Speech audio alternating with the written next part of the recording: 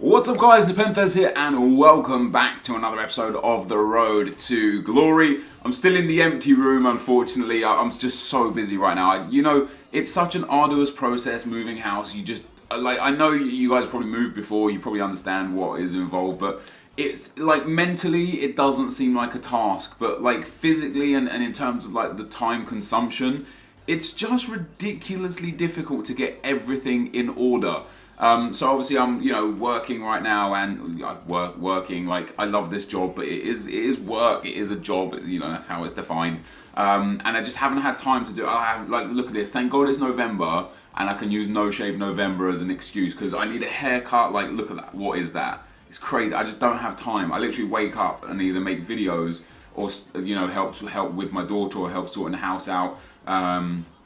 So life's busy right now, so I'm still in an empty room, so the noise might still be bouncing off the walls, and I apologise if that's the case. You can see that little package there. That is that's the new iPad. I have an iPad anyway, but it's like for FIFA mobile videos. I can't like create a new account on there. Once your account's linked, it's linked. So I bought a new iPad for FIFA mobile videos. So expect in the next few days FIFA mobile on the channel. And as mentioned before, it won't be affecting the FIFA Road to Glory uploads at all. There will just be bonus videos. I don't know how often they'll be. It won't be daily, maybe twice or three times a week, depending on the reception, how many people view them, and if they're enjoyed or not. It might go down to 1 a week. It might go up to 7 a week.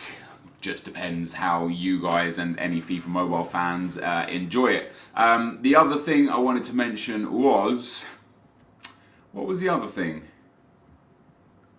Can't remember what the other thing was. So we'll just lead into a thank you again for it's so easy for a YouTuber to like, and I'm not taking shots at anyone or saying this is bad about anyone or anything, but it's so easy to just give a very generic, hey guys, thanks for the support, or thank you guys so much for this amount of likes, or can't believe we've got that many subscribers. And it's so easy to do so, but like I'm genuinely grateful for the support you guys give on everything I do in the social media sector, but more specifically on this channel and on this series. Like yesterday's video has got, hold on, let me get it up on the page next week. I've got some fantastic questions today as well. Like, honestly, the discussion topics you guys bring are brilliant. Yesterday's video has 5,000 likes. The day before, 5,100. The day before, 4,400, 4,300, 4,700. Like, that's crazy. Like, it's crazy. My main channel at times doesn't get that many likes, and it's testament to how many of you love this series, and I love you for it. It's gay and it's sad, and I mean gay in like the non-politically incorrect way. Like it's not like a man having sex with another man gay. It's gay. It's it's gay. I don't know where I'm going with that. I'll just end this before I dig myself into a deeper hole. The first comment is from Sander A. Borsch-Grevink. You guys genuinely have great names. What is your opinion on Player of the Year Mike Jensen? You probably won't see this. And in brackets he says, haha. I saw it. I see most. Like there's 1,500 comments at the time of recording this video on the video from 2 days ago, which is where I picked this up from.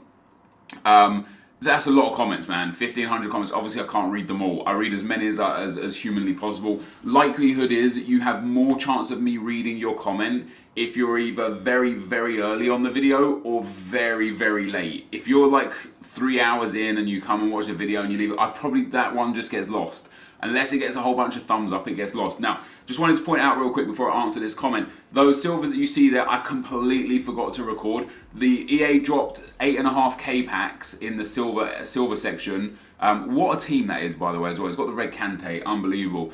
They dropped the 8.5k premium silver player packs. There was 20 of them. I opened all of them. You'll see I stored a load of the players. I sold a load of the players. You'll see everything I sold. You obviously won't see what I stored, but if you notice my coins going down quite considerably, it's because I opened those packs, and I don't know what came over me. I just completely forgot to hit the record button, and so you didn't get to see it.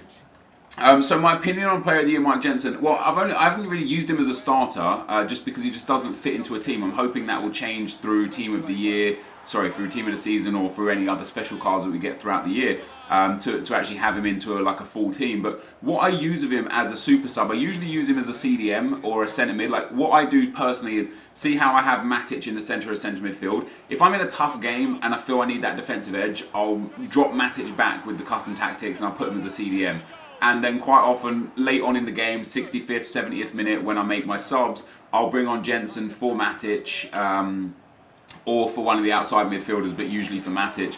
And I'll bring him on and I'll drop him deep. And for a CDM, he plays so well. He's got such really well-rounded stats that he can genuinely play anywhere. He can play attacking positions, midfield, defence. Like he can actually play defence. Like he's got well enough rounded stats to be able to play wherever the hell you want. So yeah, I think for those that didn't get him, I think you missed the trick. I think for a super sub or for just a good backup player, he is fantastic. For as cheap as he was to get, because he cost me 11,500 coins to get. Brilliant. I love him. I absolutely love him. He's one of those players that I'll use forever. Now, this is the best goal I've ever scored on FIFA. I don't know how I did it. I just moved him for God knows what reason. He hits that with his left foot and slams it into the top corner. Now, I lost this game 4-2, and you guys will know I'm very happy to admit when I just get stomped from an opponent, and the opponent I lost to here, he was just better than me. There are no two ways about it. He was just a better player. He deserved the win. He controlled the game far better than I did. But even that being said, I wasn't far off of his ability. You know, we're in a great position right now. 17 wins, and I believe it was like 5 losses at this point. We're doing really, really good. And for those of you that follow me on social media, you know where I've got to. But yeah, so POTY Mike Jensen, very, very enjoyed using him and use him a lot as well. Next is from Callum Assel, says, dude, I'm so glad you finally experienced input delay. Not that I want you to suffer, just that this has been driving me to insanity since the very start of FIFA 17. Don't get me wrong, I believe there is about a 50-50 split in myself and my opponent being on the receiving end. However, I feel that I'm good enough to win a larger percentage of matches if this issue just didn't exist full stop. What are your thoughts? And I can't remember, like, I talk about so much in FIFA through my main channel, through this channel, and just in calls with my friends and sometimes on Nick's stream, that I can't remember where sometimes I state things. In this instance, it wouldn't surprise me if there, you know those games where I sit there and I say to you guys, I beat this guy and I have no idea how I beat him. He was by far the better player. I now sit there and think, I wonder if he was dealing with input delay, I wonder if he was dealing with the speed up issue, and I wonder if I just genuinely didn't deserve to win that game. Me personally, I experienced the speed up thing once way back at the start of FIFA 17 when it was still in the early access mode, and I'd never experienced it again. I know a lot of people experience it a lot. The input delay, I've never experienced it except for one time, one game in Foot Champs that I lost in the last set of 10 games that I played. And I've never experienced it outside of that. I've never experienced it again. I've never experienced it before. So it was very hard for me. Like with the speed up lag, you can see it happening on the field. Like people could show video evidence. They could say, hey, look what just happened, and you can't deny it. Well, with input delay, you can, you know, oh, I've got input delay. Yeah, all right, buddy, of course you have. So my thoughts on it are that it's a very difficult thing to prove. And with that, it's going to be very difficult to convince EA that it's a relevant issue that requires attention. EA are yet to speak out on it. They haven't said anything about it. I don't think they're going to say anything about it. It wouldn't surprise me if it didn't get addressed throughout the whole year. Like I feel bad for people that have it on a consistent basis because it will genuinely hamper your ability to win games regardless of player skill. You know, like player skill is out the window if one person has a speed up delay or has input lag. If only one of two parties, whether you're on the negative side or the positive side of that, it affects someone somewhere, and that's just not fair, and it's not good enough from EA to leave these issues undressed and just unacknowledged. Even like all EA have to do to put many minds at rest is say, we hear you guys, we know that you're having problems with input lag, our testing team is looking into it, we'll get back to you when we can.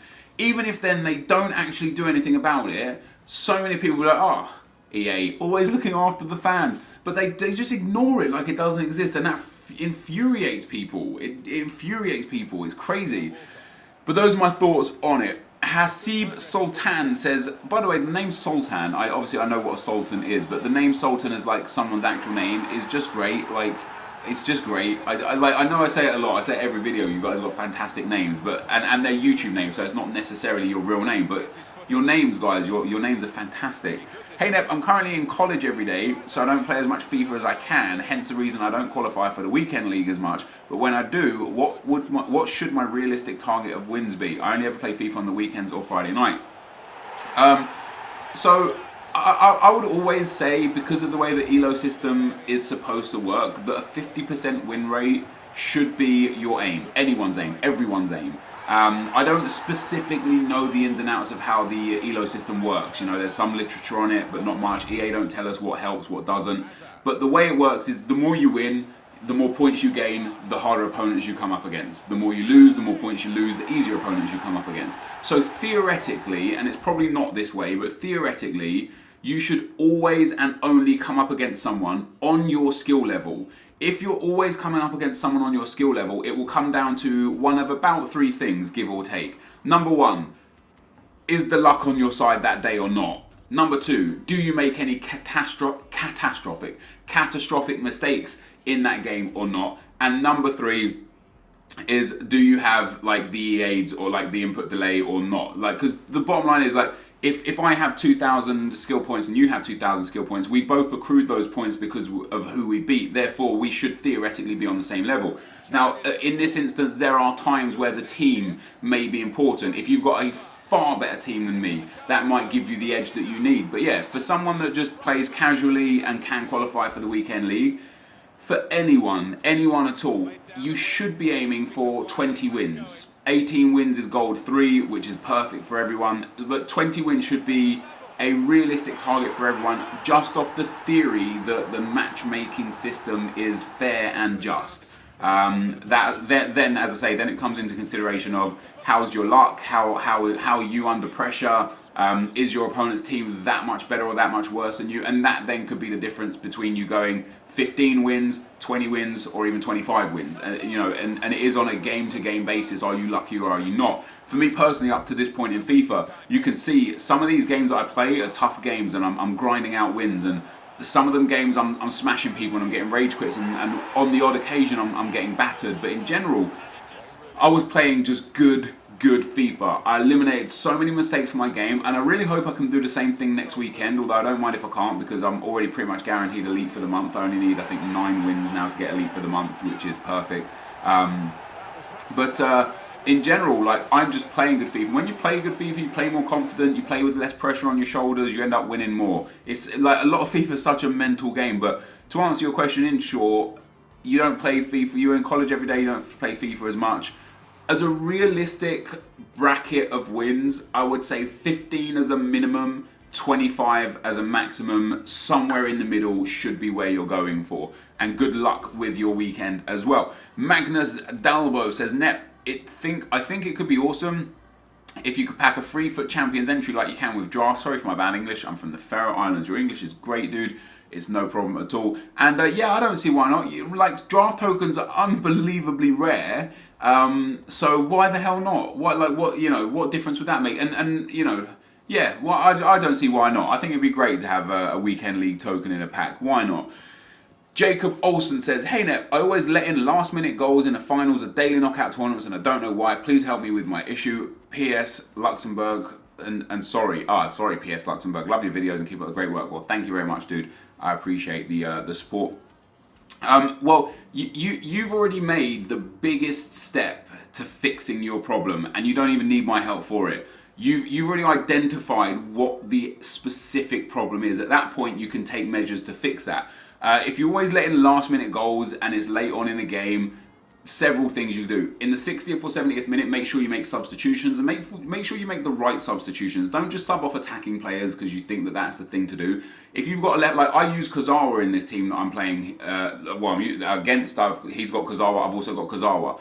I brought on Leyoun at left back probably 30 out of the 40 games because Kazawa is relatively slow compared to other wingers and other fullbacks, and he has pretty poor stamina and he always was, you know, short on legs towards the end of the game. So I would sub him off and bring on Leyoun, and that probably saved me so many goals because Leyoun was just able to keep up with superstar wingers or fast wingers or wingers with you know, hunter cards or catalyst cards on, and so that was a good thing for me personally. Outside of that, go more defensive. Take your time, and I don't mean time waste. I mean take your time. Take your time with how you play. That you'll see. You might have already seen it. You might be due to see it soon. There's a game where I play where I'm in a narrow game, and I'm 1-0, and it's like might be the 120th minute actually, and I've got the ball with Giovinco, and I've got the ball in my own defensive third, and I'm not time wasting. I'm just playing the clock, and like I'm not standing in the corner shielding. I'm like kind of running around, making good passes through the midfield. So just learn to kill the clock, but like don't necessarily be a dick about killing the clock. Don't sit there, like I say, don't sit in the corner flag shielding, because that's just annoying to play against. But you've identified your problem. Make good defensive substitutions. And in fact, this is the game. This is the exact game here. So it's a quite a close game. I felt like I was in the ascension. I felt like I was, you know, should have been winning the game. You can see here, even at 0-0, I'm playing a really good, strong midfield game. End up scoring with my substitutes combining Giovinco and Sadio Mane. And then, as you can see here, 120th minute, I had a corner myself. So what I did was run down the field because I didn't want to get countered. As I run down the field, because he's on ultra attacking, he pushed up so high, it left me a bit of space. I got in behind. All of a sudden, I've got a scoring opportunity. I take it and I score it, and that came from me. And I don't know why I shushed him. I was being a dick. That came from me burning the clock, and you can see that I changed my formation when I went 1-0 up. By the way, I wasn't playing like that the whole time.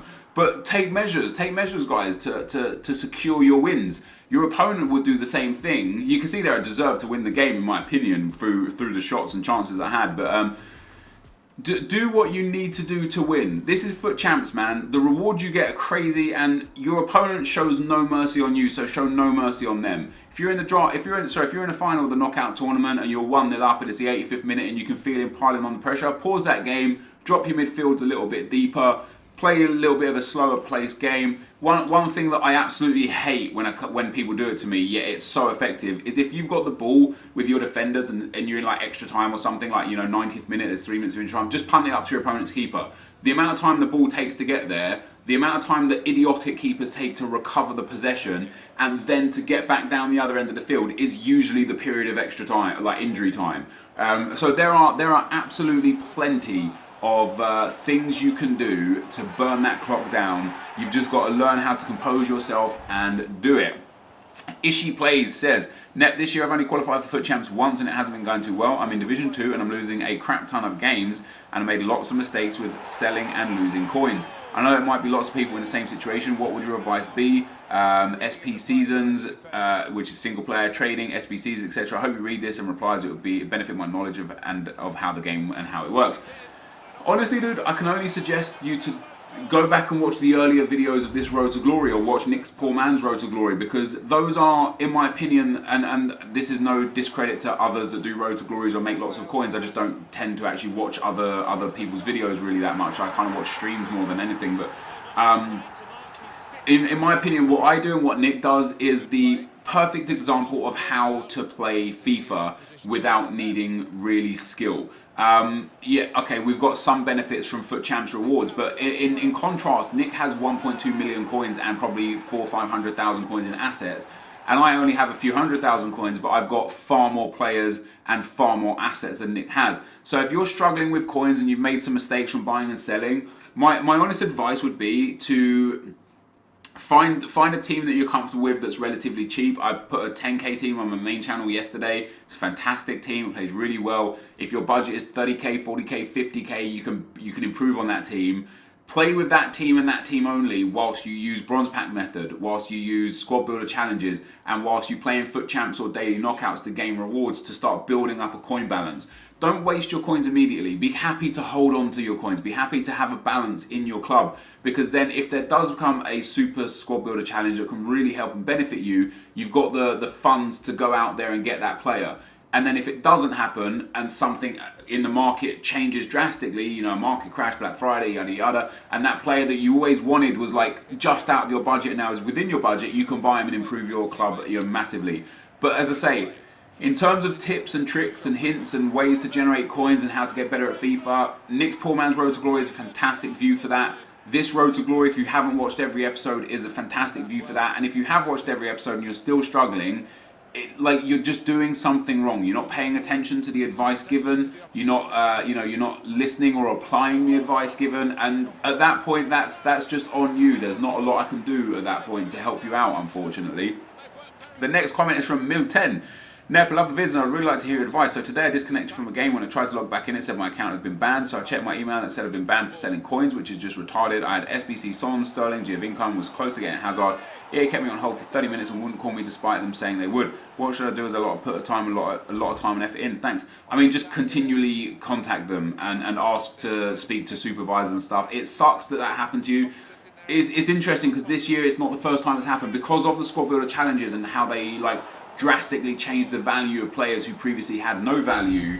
I've seen stories and Reddit threads and stuff of people getting banned unfairly and unjustly so many times, which is just sad. I'm genuinely surprised that I haven't been banned on this Road to Glory account yet, because with me, with the amount of bronze pack method I do and the amount of buying and selling of items I do, specifically selling, I would understand if somebody looked at that account without actually looking at the account, saying this is clearly, we're going to flag this. This looks like there's something untoward going on. But for me, fortunately, so far it hasn't happened. But yeah, I would say just contact them again, dude, and keep on at them until you get your account back. WCHAOCFC says, hey Nep, just wondering how come a Prime Players pack is worth 45k, supposedly contains 6 rare players and not even all gold, but rare player pack is 50k and all's all rare and gold. Shouldn't the Prime Players be pack worth less?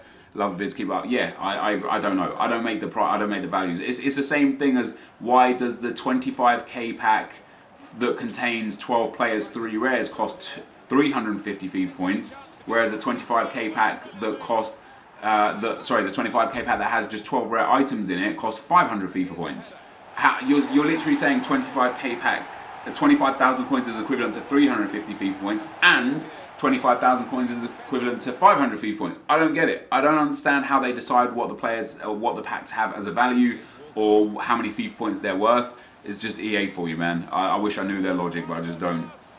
Jude Mackey says, I know this sounds ridiculous, but I finished in Foot Champs in Gold 3, and I thought that qualified you for the next weekend league, but it hasn't qualified me. If anyone could help, I'd really appreciate it. Just wait until the prizes are delivered, dude, which will be about the time this video goes live. Wednesday at about 10 o'clock, usually around 10, maybe a little bit later. You get the rewards, and with the rewards comes your qualification to the next weekend league. So just hold tight, it will come. And that will be that for today, guys. So after our third batch of 30 games, we find ourselves 24-6, I believe, which in my opinion is spectacular. I did calculate like everything that I'd done. I picked it all up, and I scored 26 goals and conceded 12 goals in these 10 games.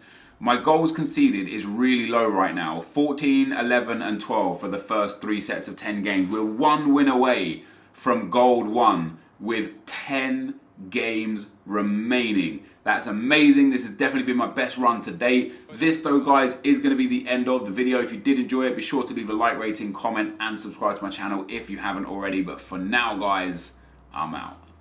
Peace.